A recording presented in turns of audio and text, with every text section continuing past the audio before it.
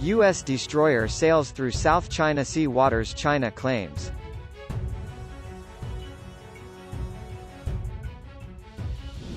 The U.S. sought to assert the rights, freedoms and lawful uses of the sea recognized in international law, the Navy said in a statement. Unlawful and sweeping maritime claims in the South China Sea pose an unprecedented threat to the freedom of the seas, including the freedoms of navigation and overflight and the right of innocent passage of all ships, it said. The move came amid a rise in U.S.-China tensions over the novel coronavirus epidemic, in which Washington has accused Beijing of hiding and downplaying the initial outbreak after the virus emerged late last year in the Chinese city of Wuhan.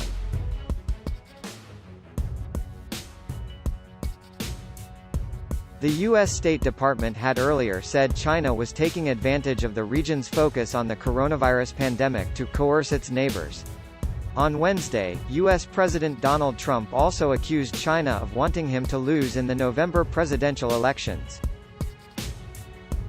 China claims the entire South China Sea, which is said to harbor valuable deposits of oil and gas, triggering a long-running dispute over maritime territory with countries across Southeast Asia.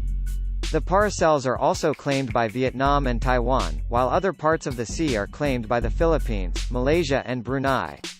It was reported recently that a Malaysian oil exploration vessel was involved in a standoff with a Chinese research ship. In a statement on the People's Liberation Army website, the Chinese military said it had mobilized sea and air assets to track and warn the U.S. vessel away from Chinese territorial waters.